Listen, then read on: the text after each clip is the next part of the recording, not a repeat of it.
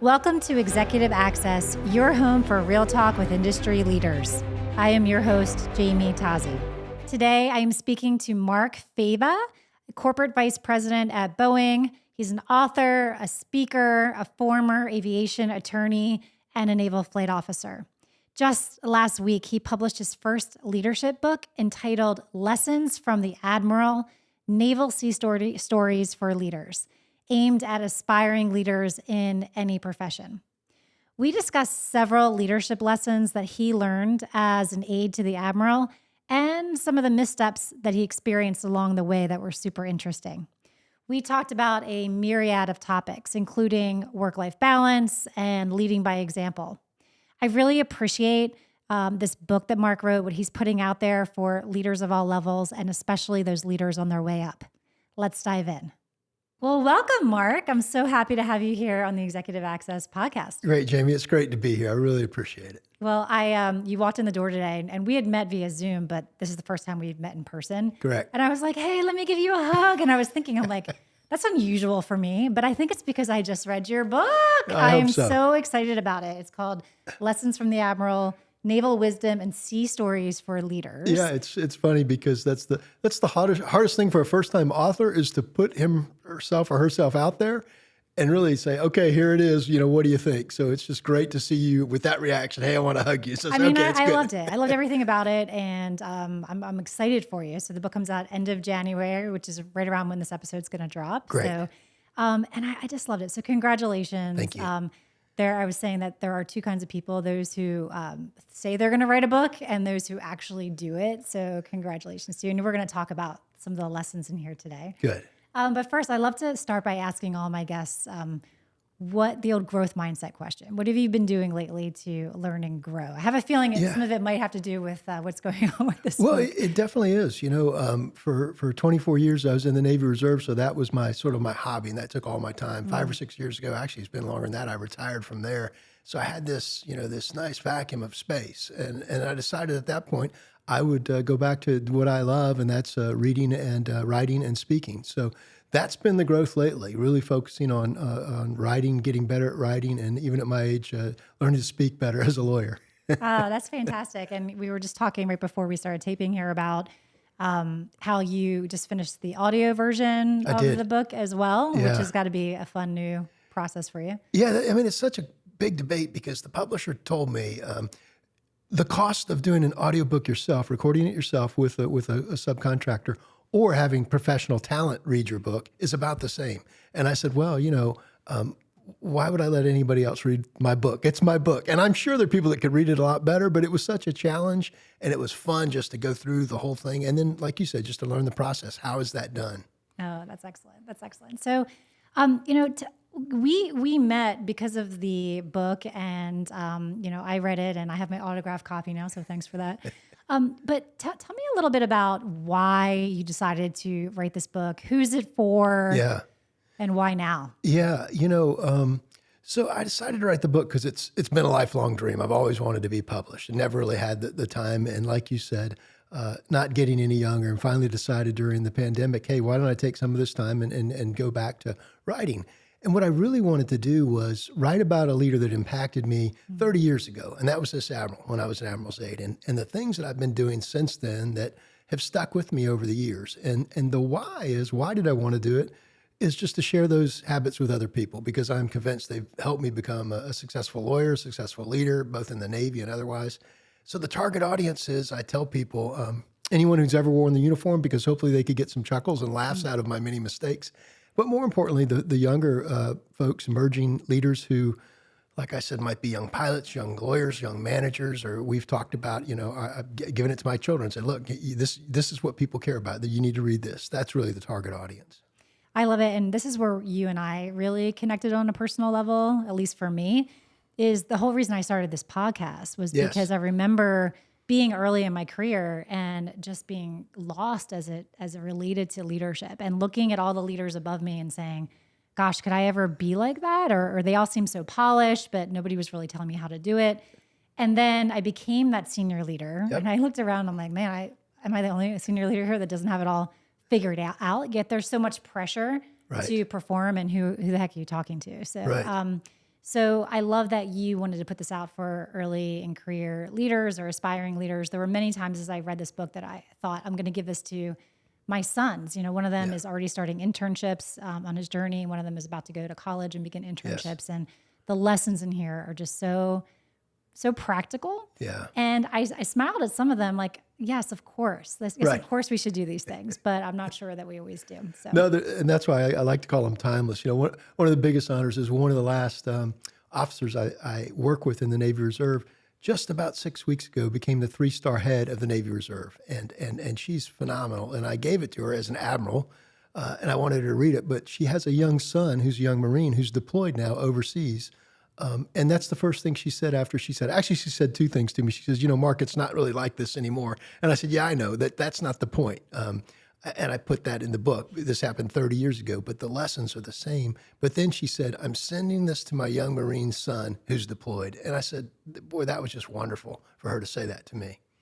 Well, and I think, as I was reading the book, there's a couple of through lines. One of them is for any early to mid-career listeners to this podcast, if you do have an opportunity to take on what I call a perspective building role, or just like you going to work as a relatively junior officer for that admiral, Yes. do it. Yeah, And a absolutely. perspective building role being where you get just exposed to senior leaders everywhere, and you get, maybe insider privy to, you see how executive communication is done, you see how things work. And I feel like that was, for me, my perspective role was like an MBA in a box. I don't know if that was Absolutely. yours as well. No, absolutely. Those are the ones where, you could have an easy job. For me, when I finished in my first job in the Navy, it was either going to stay in Jacksonville and be an instructor or go be an admiral's aide. And I felt pretty confident I could go, stay in Jacksonville, be an instructor. And then they said, well, how about go to Brunswick, Maine and go be an admiral's aide? And I'm like, that's completely out of my comfort zone. One, I don't like cold weather. And 2, I don't know if I want to work that hard. But boy, how transformative it was for me. Like you said, just to be able to be in that environment and see that level of communication, interaction. Yeah, and I think who you work for, who that admiral is, or who that corporate vice president or president of a company makes all the difference as well. Right? Yes, and do your due diligence there, right? Ask, don't go in blindly, don't just take the job. And I did that both for him. And then when I came back here out of law school, I did it the same thing for a federal judge. I made sure I understood that people said, hey, this is a good boss. So I do not have any military experience. I've had a few guests on the podcast who are very, very deep in service. Right. So I've learned a lot. And what I've learned about leadership is it's very similar. There's not like there are some things that are different, of course, but the through line of leading in the service, leading in corporate, it's all, very similar, which was fun for me to learn. But you started off in the Navy as a naval flight officer, moved to private practice law. Right. I was with law firms. Actually, worked for a federal judge here in town. He's still on the bench. And then private practice, law firms here in town, and then corporate law. Corporate law, working for a couple iconic corporations in the aviation industry, Delta and Boeing. Right? Yeah, absolutely. It's Very been good. wonderful. So you've sort of seen all sides of the spectrum. So we'll get into some of that today Sure. as well. Sure. And I couldn't agree more. I mean, exactly what you said, Jamie. It's all the same. The concepts are the same, and it doesn't matter if you're a lawyer, a pilot, a CEO, a senior manager, they're all the same. And that's what I figured out as a reservist. I would go away on the weekend and do something with the military. What I did there was the exact same when I came back to be even an associate at a law firm. Same type of concepts. Great. Well, a bit of a funny story before I get into a couple of the lessons I want to bring forward out of your book.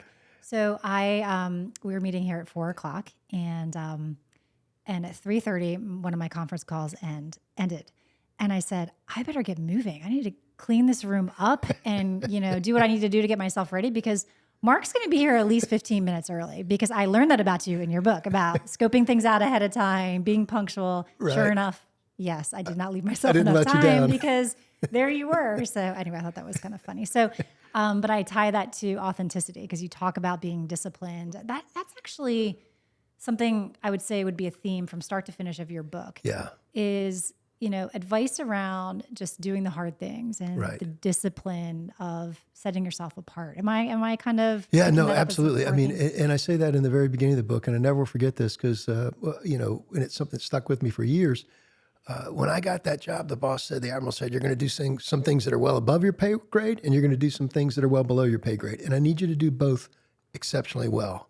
And that's the same, again, if you're in the factory doing something, you don't want to do it. It's not a job you think you're cut out to do or you should be doing. You still got to figure out how to do it exceptionally well. And if it's something you really enjoy, absolutely, it's a lot of fun to do it exceptionally well. That's excellent. Love it. Love it. All right. So I pulled out a couple, I can't say my favorite. There's 19 lessons. But I picked up two I really liked. I was starting to obsess over calling it my favorite, but they're just two I really like. And then we can talk about any you want. But Sure. one is, I really like this one. Always be a team player. Yeah. Help others and contribute to their success. Yeah. Talk to me about that a little bit. Yeah.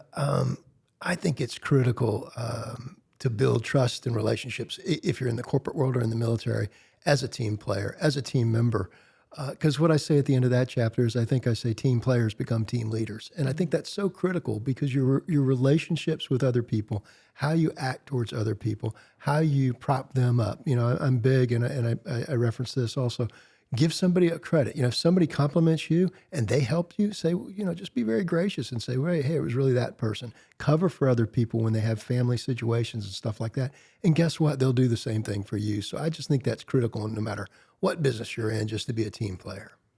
I agree. I often talk about this mindset of outward mindset of, really putting the needs of others first. Yeah. A lot of times we put our own needs, our own to-do lists. We're really busy, or, we walk into a networking event and we're like, all right, who do I need to find that's going to help me? Right. Versus thinking, wait a minute, there's a lot of interesting people here. I'm just going to, put myself out there in that way. And what are the needs and objectives and challenges of others? And I found that when you do that in a team, when you really focus on the needs, objectives, and challenges of others and help contribute to their success, which is something I think you talk about, not only does it feel good, but it somehow has a way of turning itself around and making you successful. And it's Absolutely. not why you do it, but even if that was your goal, it's just and I don't know that everybody that I've seen as an individual contributor or as a leader has really leaned into that as much as is powerful. Yeah, the way you treat people and take care of them, it sure comes back to help you out. And again, that's not why you're doing it. I'm in a member of a speaking group, and that's what one of their mottos is, do something without expecting anything in return. Yep. How wonderful you feel when you do that. And then, gosh, good things just start to happen. And it can be incredibly tough, like it was, in a law firm as a young associate, everybody's competing for hours, for clients, for money, for collections. But just figure out how to be a team player. That's great. That's great. And I would argue for sure as a, early in career, which is the target audience for your book, but even as I was reflecting, when you get into senior leadership roles, yes. It's different, right? Yes. I've seen a lot, I'm sure you have, a lot of senior leaders who are just all about their teams, all about their space, getting things done, and they can be successful in their own right. But the leaders who look left to right, I call it, they look left to right and they understand where their business fits into other businesses. They're right. looking to make the overall organization better, cross the aisle, so to speak. They have outsized impact. They have influence impact, and they're the ones that become the senior leaders. What do you think about that? No, absolutely. And the very neat thing is the people who are looking at them see how they're acting. And again, it just builds that teamwork and that wonderful morale and camaraderie. When you watch how they act, it's funny when you see, maybe at the head of the corporation, not the one I'm at now, obviously, but I've seen this before in other businesses where, those folks at the very, very top, the senior vice presidents, they're just as competitive and, they're all jockeying to get in front of the CEO. But, the key is just like you said, continue to work with each other, be kind, give each other credit. And then everybody below you is watching. And I say that also in the book, we learn just as much from good leaders as we do from bad leaders, right? Because for the good leaders, you say, I want to be like Jamie. From the bad leaders, you say, I don't want to be like John, That's right. One of the gifts I had early in my career was I was working at Coopers and Lybrand, and I was on project-based work. I'd spend a couple of months on one project and another. And so as an associate, I would work with a different senior associate or manager on every project. So that was a lot of leaders, different leaders and different styles that I had access to. And I remember it was the best learning experience because I would see how the leader would act. I would see the impact they would have on others. And I'd write it down like, oh, do that. Definitely don't do that. So I'd put tools in my tool belt that I wanted and didn't want. Absolutely. And so you talk about that. I wasn't going to bring this up, but you did. I think you talked about in the book about how there's always somebody watching, right? Yes. Like when you're a senior leader, Yeah. How you show up everywhere is. Yeah, and I really figured that out in the Navy. I was very fortunate to be the commanding officer of my squadron in Jacksonville, and it's 350 people and 6 planes, but everywhere you're walking, people are watching you. And as a leader, you just have to understand it. They're watching not only what you do, they're watching the paperwork you file. They know if you're cheating on a travel claim. I mean, it's just, and so I think some people forget that. They think, well, nobody's going to see this or this isn't a big deal, but they're constantly watching you. And again, you ought to be doing the right thing for the right reasons anyway. Sure. But at the same time, having that level of situational awareness is key. Well, and I remember, I think also when you are sort of an early leader, and then as you grow, or the titles start coming, or you start to become a senior leader, I think for some people it goes right to their head, and they absolutely. tend to get arrogant. But for others like me, your self-awareness that you are at that leadership level lags behind how others perceive you. Yep. And so you might see yourself as sort of just the same old Jamie, that was leading early, and you don't really understand the impact you're having on others. And not that you would ever do something, like you said, that was, off-putting on purpose, but more of a missed opportunity to, to give somebody that bit of encouragement that they will remember for the rest of their career, or act in a way, roll up your sleeves and send a message that, no job is beneath anybody in the organization, or a myriad of other things. Right? Yeah, I mean, it can be as simple as, when you're walking around in the squadron, or even in my current role in the factory floor, and you see a piece of trash or a piece of paper on the factory floor, just bending down and picking it up, just because it's the right thing to do. And, somebody say, hey, I saw him pick up a piece of trash the other day. Or, I mean, just that kind of stuff is just, unbelievable.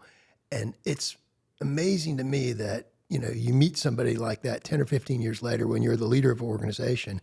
Of course, exactly what you just said, Jamie. They remember you. You might not remember them at all, right? Because they were always looking up to you and watching your activity. Hey, Mr. Fava, you remember me? And you say, I really don't. But, thank you very much for, you're flattering me that you did remember me. That's really critical. Okay, you just gave me, with that napkin story, you just gave me an idea for a book that I might write, because I spent my early career working in restaurants. Oh, dear. And to this day, Mark, I swear I could walk into a restaurant and I could tell you exactly what the leadership culture is in that restaurant within around. like 3 minutes, Yep. right?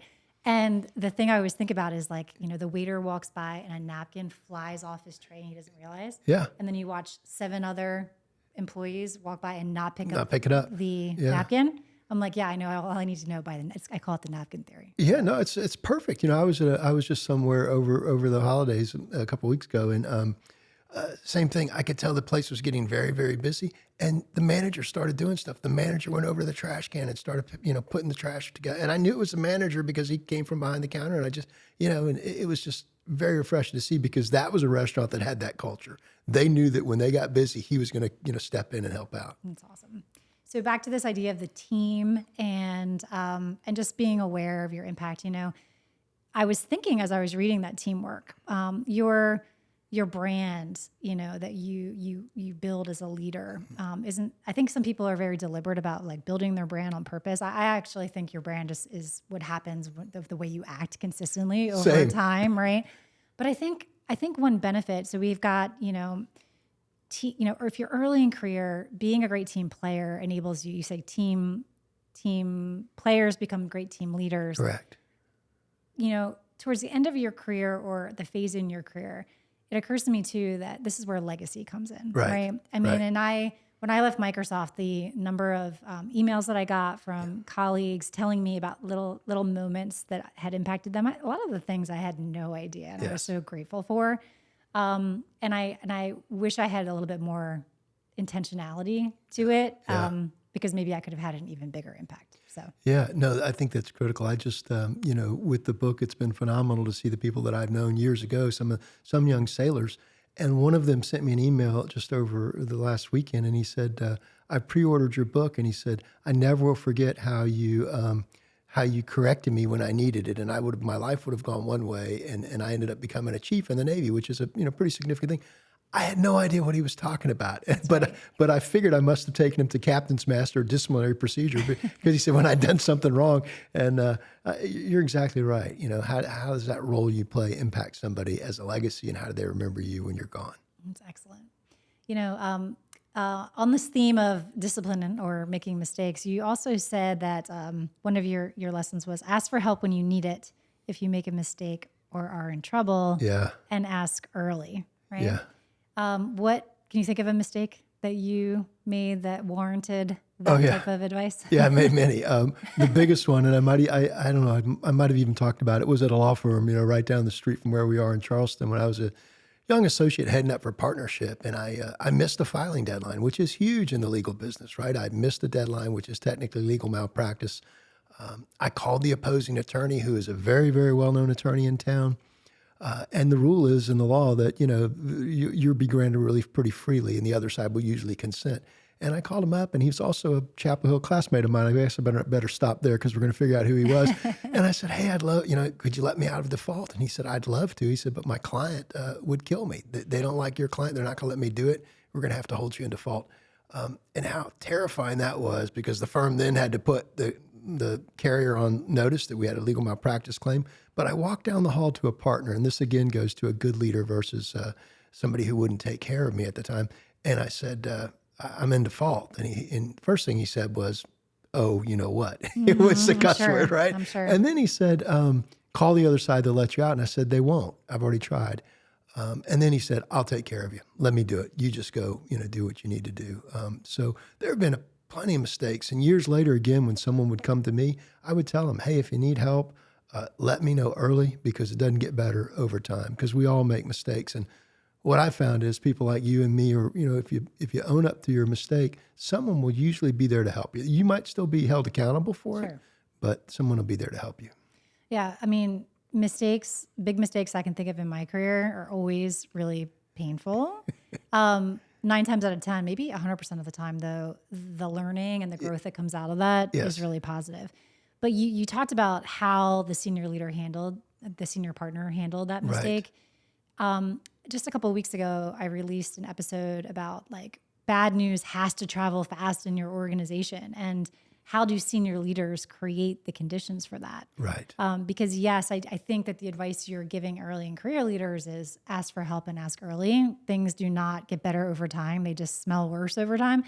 But it's a lot easier when the senior leaders create the conditions by which bringing things forward and having bad news travel fast will actually come forward. Right? Yeah, absolutely. I mean, didn't lose his temper, didn't cuss at me, didn't tell me I was stupid, didn't say, can you believe what you've done to this law firm? I mean, I knew all that stuff already, and I didn't sleep for weeks until the judge ruled us, out of default. Yeah. And he did all that for me. He said, don't worry about it. I'll take care of you. That's great. Yeah, it was really impressive. That's good. Okay. I won't ask you for another mistake. One's enough per episode. There are plenty more. So those were a couple of my favorite lessons. Is there a chapter in here or a lesson that you particularly liked or you've been getting feedback on in the early release? A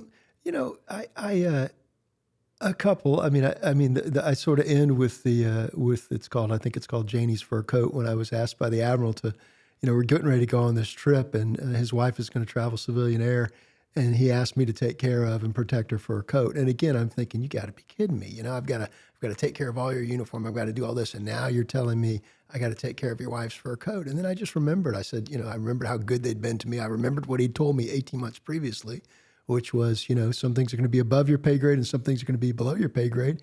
And you got to do them all exceptionally well. And I also remembered how good he had been to me. So that's one that I even shared with his son this past weekend. I said, now look, there's some things in there I'm going to tell you about your mom and your dad and what my first reaction was. But at the end of the day, when we got back, both him and her thanked me. They said, thank you. This was, because it was important to them. The Admiral said, this is very important to me. He said, losing that fur coat would have been worse than losing my Navy sword.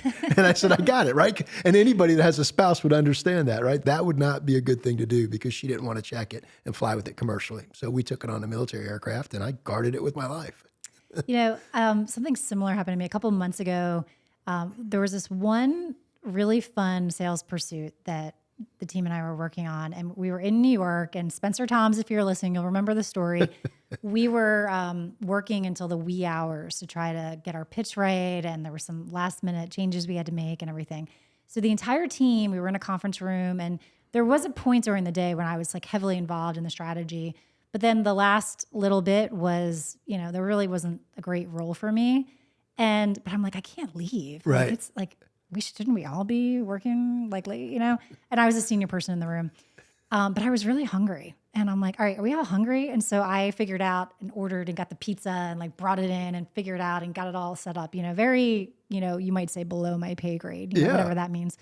Didn't think much of it. But a couple months ago, another person that was in the team, we bumped into each other and he was like, yeah, I'll never forget when you got the pizza. I'm like, how about how we won the deal? Or I don't know if we won the deal. Everybody else was thinking the same thing. They're all thinking, I'm so hungry. I wish we'd order something, but we can't do that because she's here. And then you turned around and did it yourself. I mean, that's awesome. But it's just funny, like the things that you think are important, they just create an impact. Right. So I definitely agree. Nobody's above everything. Just get the job done. And my job, because I wasn't doing anything, was to go get the pizza that day. And your job was to protect that fur coat. I protected the fur. All right. Very good. Very good. So, I read one of your blog posts that I really liked. So you were in the reserves and had a full-time job for just your entire career and being like in the reserves. Maybe explain that to me a little bit because I haven't, been close to anybody who's done that, which I thank you for your service. Thank you. But I read your article about the reserve triangle. So I want to ask you about that, but maybe describe, set it up like how you balance all of that. Yeah, I think, so you look, when you're in the reserves, you're subject to being called up anytime, right? But to remain proficient and to train and to stay qualified, you're going to some reserve location, you're putting on a uniform at least 1 weekend a month. Yeah. Boy, after 9/11, it was maybe 2 or 3 weekends a month. And then some people got called up to full-time duty, which is why you always have to train. And I realized, okay, I'm trying to be an associate, trying to make partner, trying to hold down a family with, 2 young daughters at the time. And then the third thing is the reserves. And what I figured out was I could probably do 3 things well, but anything more than that, I'd start dropping balls. But the key to the reserve triangle is, and I use the same philosophy now, is you have your work life, you have your family life, and then you have the other. For me, for 24 years, other was the reserves. And at any given time, one of those is going to be at the top, Jamie, and the other 2 are going to be at the side, right? So somebody's sick at home, family's at the top. End of the year partnership, trying to get billable hours. Big trials coming up, works at the top. Getting ready to go away for 2 weeks active duty with the reserves is at the top. And the ability to just switch and manage those 3 and know at any given instance which one was at the top. And I do that now with, no longer having the reserves, now it's riding. So that's the other for me, something that I really enjoy and being able to manage that. And I tell people that third other should be something that fuels you. The other 2 are very hard. Family and work are very, very difficult. Find something fun, be it board work, nonprofit work, your church, whatever. And that's the other. I thought that was a really great way to put it because throughout my career, I got asked the question about work-life balance a lot. And I got the one about family a lot. I don't know why, being a woman in tech or something. But I think it's, you were juggling the reserves, the full-time job, a growing family. For others, it might be 3 different things. But we all face it, sort of that juggle. Yes. For me, the balance was, I didn't call it the reserve triangle, but my husband and I were both pursuing very aggressively our careers. Yep. And what we learned early on through a mistake was that we could both do that. We both could, work on our careers. We just couldn't both take these really big jumps at the same time. Right. So it was like, okay, it's my turn. Yeah. For the next 8 weeks, I am like flat out. I'm traveling. I've got this new job. You're picking up more, and then vice versa. But the other thing that I always talk a lot about is, I wonder if people struggle with work-life balance as much as they struggle on clear priorities and deciding what to do. So when someone says, how do you maintain work-life balance? I generally say, well, first of all, do you have a work-life balance problem or do you have what have you decided to do problem? Right. And I love how you've got your 3 priorities outlined and you're shifting sort of the relative, focus for what the job decides. Yeah, and it's the same thing. Your concept is the same, right? Figuring out what's who's on first base. And so if my wife was sick or if she had an event she wanted to go to or the kids had a ballet recital, which we went to hundreds of them here in town, that became the top priority. And I would try to, qualify my travel and my trips the same way you would. If I had to be there, I'd go. If there was some leeway, I'd see if I didn't have to go. And then if she was sick, I'd just call work and say, I just can't go. You've got to make those decisions. And I think that's exactly right where the priorities come in. If you put any one of those things at the top, nonstop, to the detriment of the other two are not going to go well. And you need all three to go well for you to be successful. Absolutely. Absolutely. My your ballet is my soccer. Like I spend so much time on a soccer field, and there were a few years there where my car smelled like a soccer cleat nonstop. Now they drive themselves. I'm like, keep your cleats in your own car. Right. Well, I used to say, we used to say, not a soccer mom, I'm a ballet dad. And I got some of my best naps outside of Charleston Ballet Studio, from 4 o'clock to 5 o'clock, just sleeping while they were in there. I'm glad you said outside the studio, because it would not be appropriate while they were dancing for that to happen. Okay. The other thing that I read that I really was inspired by is leading by example. You told a story about how you volunteered to deploy over the Christmas holiday one year, right? That is quite a sacrifice to make, and I'm curious about tell us that story and kind of what made you do it. Well, I was getting pretty senior in the reserve squadron, and I'd already been selected to be the executive officer and then the commanding officer. So I knew within the next 2 to 3 years I was going to be the second in command of the squadron, and then ultimately I was going to be the commanding officer of the squadron. Okay. And look, many people, quite honestly, you get off active duty because you really want to focus on your family, because the family separation can be extremely difficult, especially with young children. And there's nothing wrong with that, right? You serve your commitment, you get off active duty.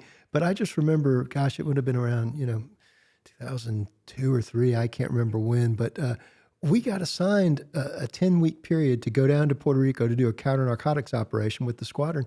And one of those slots was over, Christmas and New Year's, and everybody was rolling their eyes saying, "You got to be kidding me! This is why we're reservists. Who wants to do this?"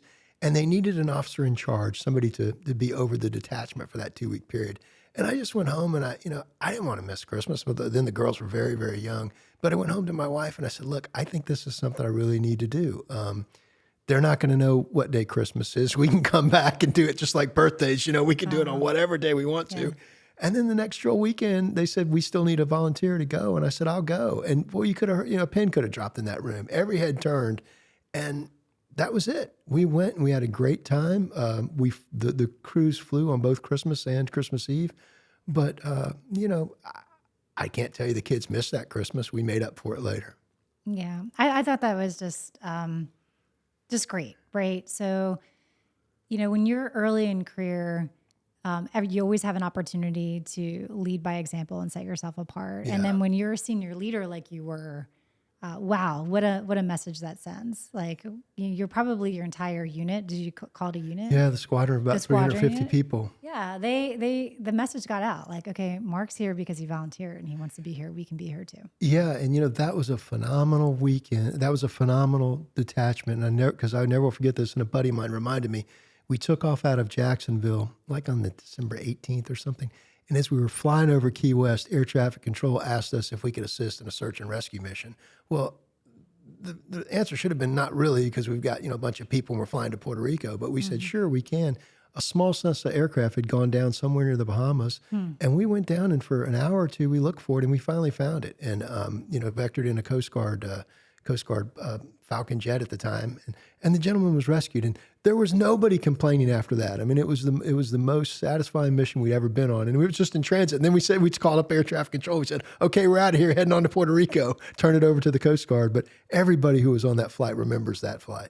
Amazing. Yeah, it was wonderful. Amazing. Well, to hear you say I had a great time. I mean, you can turn any situation into, some of my fondest memories from my time at Microsoft were during a couple of years where we were really struggling. I was in a business that was an emerging business for Microsoft. And so we were not the big, the big player in that particular business area. We were competing above our weight against some pretty tough competitors.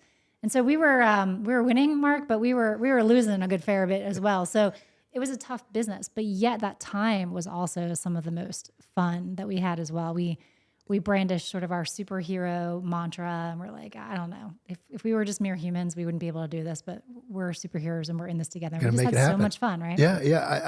I'm a firm believer. I told a group a couple of weeks ago, sometimes the best time to be a leader or a member of a team, especially an emerging leader, is during the worst of times, because you really are tested and you can figure things out. And then you remember that more than you do the good times, right? Everybody remembers the good times, but boy, you really can remember, okay, I was at Delta Airlines on 9/11. I remember that very well. I remember when this bad thing happened or that bad thing happened.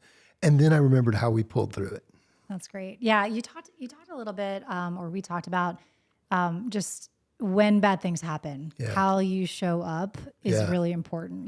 Gathering yourself and not freaking out. I had this lesson. I was on a cruise ship once, and we hit some bad weather, and it was quite disconcerting. I mean, there were a lot of people that weren't feeling too healthy. The chandeliers were going crazy. Oh, gracious. And I was starting to feel like really uncomfortable. And the cruise ship captain walked through, but like at a very calm pace. Yeah. He's like, "We're doing okay. Everybody, sorry we hit a bad patch. I'm just out here letting you know it's going to be okay." And I just felt better, right? Yeah. Yeah. And I reflected, I'm like, what if he would have run through, make way? Oh, yeah, yeah. I would have, like, the entire place would have gone crazy. Yeah. And that's what I think about as leaders. Yeah. We need to be that cool, calm ship captain at every moment. Oh, absolutely. How many times are we flying? And, same thing with the ship, right? There's turbulence or something's happening. And, everybody's, oh gosh, what's going on? People are grabbing the seats. But when the captain comes over and says, hey, fasten your seatbelts, we're going through a little bit of patch, of rough air here, blah, blah. Just the voice in and of itself coming over, reassuring you, just as you would have seen the captain walk down the cruise ship. It's like, okay, people are watching, people are listening, and it has an impact. So as you transitioned from the Navy to, I guess, private life in working for the judge, working private practice, not corporations, what was the same or similar from a leadership perspective, and what did you really have to adjust to in the private world? Yeah. The same were the precepts we've talked about, right? The dependability, the preparedness, the showing up. But I didn't have to. In the Navy, I had to. I mean, in the Navy, I had to understand when we were entering a battle space in the P3, what the frequencies were, what the code words were, because there were very serious ramifications if you didn't. On the civilian side, I didn't have to. But if you don't, people would recognize that. And I remember in law school, the first month or so, the people looking at me say, well, how come you're never, that excited or upset or nervous about this? I said, look, I've been down over the ocean at 200 feet with Sea State 5 thinking I was going to go in the water, knowing there's not going to be anybody around to save me. Just coming to law school in a pair of shorts, not having to be here, not having to shave is a good day, And just professor yells at me, yeah, no big deal. But I think the string, like you said, was the majority of it was the same. It was just maybe a little bit more relaxed, and I knew I didn't have to do it. I wouldn't get in significant trouble if I didn't show up on time. Yeah, that's great. That's great. So fast forward way to today. You are an author and a speaker. And you also have a very senior role as corporate vice president at Boeing as an ombudsperson. Did I say that correctly? I've been practicing saying that word, ombudsperson. Yeah, no, you got it right. So you're responsible, if I understand the role, of working as like a liaison and a voice for some subset of the Boeing employees. Is that right? Yes, we have about 1,200 employees that have been verified by the FAA to be able to sign off via their delegated authority, on FAA-approved documents. So engineering changes, whenever we're getting ready to release a plane to a customer, if the FAA has given us full delegation in that area, these individuals can do it. And I am just very fortunate that I get to work with them, and they can use me as a resource. Look, they've got their manager, they've got all kinds of ways they can speak up if they think there's an issue. But the neat thing about an ombuds program is you can come to me. It's completely confidential. It's completely informal. There's no record of our discussion. And we just work through issues rather than having to go home and tell your spouse, hey, this is going on, or, for the 15th time, complain to your manager about something which might be a big thing to you, but really isn't. So it's just been a wonderful position because I'm working with some incredible professionals in some high visibility roles and the ability to hopefully help them out. Absolutely. I was reflecting as I thought about the arc of your career, from the Navy, of course, but when, coming to Boeing and having like one of the, or if not the most senior role in Charleston, I believe, from a legal standpoint, yes, attorney standpoint, and now having this broad, this broad role, this broad influence role and support role. I think it's telling about how, I guess, what am I trying to say? Your ability to just grow in your career in multiple different ways, yet that same thread of, helping others develop and creating an environment where people can do their best work. Yeah, I just been very blessed. And, when they called me and asked me what I consider this job, I didn't even know what it was. It's like me. I'm like, I had to practice saying it. I had to Google it. I had to figure it out. And then they said, we need you to stand it up in like 60 days. And I said, okay, well, I need, 1, 2, 3, 4, 5. I need these 4 or 5 things. And the company said, well, whatever you need to get it done. And it's just been fascinating. At that point in my career, I've been doing law for so long, I wasn't getting tired of it, but it can wear on you. Sure. So I was just really excited. Okay, here's just another challenge, like an audiobook. I have no idea what I'm doing, but I'm going to do it, and I'm going to figure out the way to do it right. That's great. Yeah, I think it goes back to these perspective building rules. I remember I had a similar situation. A former boss and mentor of mine, I had this great, second line manager job at the time years ago. And he's like, hey, I want you to come lead the operating model for our business. And I was like, okay. And I had to look up what's an operating model. I'm embarrassed to say now, but I didn't even know what it was. But I was a one of one, I call it. Those are tough jobs. When you're the only one in that job, it's what you make of it. But what that taught me was how aligning all the different functions, sales, marketing, partner, product, towards a goal is how you really make businesses have critical, tremendous impact. And I hadn't had that point of view because I was just going down one function. Yeah. It's the same thing with an in-house lawyer. I was told when I first got the job at Boeing, and I knew this from Delta because I had a great lawyer that I worked for there, the exact same thing, Jamie.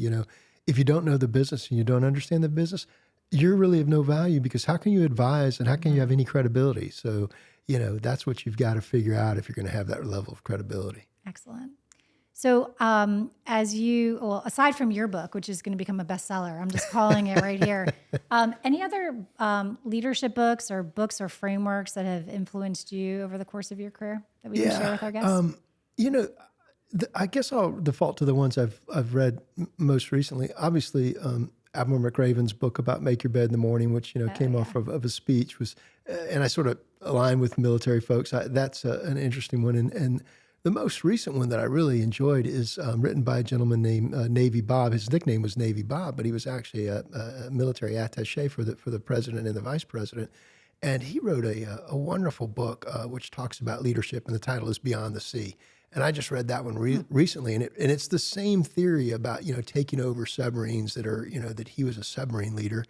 That had bad morale, and how do you turn it around, and I found so much of what he said resonated with me. And then of course the one I really enjoyed recently is President Obama's former speechwriter. Whether you agree or disagree with the President Obama's politics, he was a phenomenal speaker. So his speechwriter has just put out a book called Say It Well, and it's it's a wonderful couple hundred pages about how do you write an impactful speech. But he tells about these stories where, President Obama would give him a 15-page speech and say, this is great, make it 13 pages, and just wonderful behind-the-scenes stories like that. So those are kind of neat books. Okay, thank you. I'm sure my listeners will enjoy those. So thank you. I'm going to add them to my reading list as well. So before we wrap up with my final question, tell me about where people can book you for a speaking engagement or get your book if they're interested in hearing more? Yeah, very easy. Thank you. The book website is just my name, markcfava.com, and there's a connect there. There's my actual Gmail address there, so reach out to me. I had a bunch of people do it last week, and I spent the weekend writing 40 individual notes, so I'm going to do my best to get back to you if you do reach out to me. And the book is available where all major books are sold: Amazon, Barnes and Noble, and up and running. So happy to talk to anybody about that or speaking at any events. Okay, great. Well, I wish you tremendous amount of great luck with it. I don't think you need, I've read it. It's fantastic. And thanks again for your service. Thank you, Jamie. So I ask every guest a final question. If you could wrap by giving just one, I'm laughing because I'll say, if I could wrap by just giving one piece of advice about leadership, what would that be? And there's 19 in this book, but it cannot be in the book. It could be in the book, but I'm going to hold you to one piece of advice. And I don't even know, this might even be in the book. When you're in Naval ROTC, you graduate from college and then the next day you get commissioned into the service. And I went to the University of North Carolina at Chapel Hill. My dad at the time was in the Navy. He was a Navy captain. And I got commissioned by my dad at the old well, right there on the campus of the University of North Carolina. And I remember Dad saying to me, listen to the chiefs and take care of your sailors. Now, the chiefs were the senior enlisted people. Dad didn't say, listen to the admirals and the generals and your bosses. He said, listen to the chiefs. So the senior enlisted, who technically would have to salute me because I was getting ready to become an officer, and then secondarily, take care of the sailors, the junior enlisted. And what that transferred to me, and not only through the Navy, but throughout my career, was take care of your people. And it's what we talked about earlier, Jamie. You've come full circle. You just take care of your people, and you'd be amazed at the good things that'll happen. Well said. I love it. Well, Mark, it's such a pleasure meeting you today. Thanks for coming on the podcast. And as I mentioned, best of luck to you with the book and your speaking. And I look forward to our next conversation. Great. Thanks so much, Jamie. I've really enjoyed it. Thanks. Thank you for listening to this week's episode. Join us every Tuesday for insider access to executive leadership.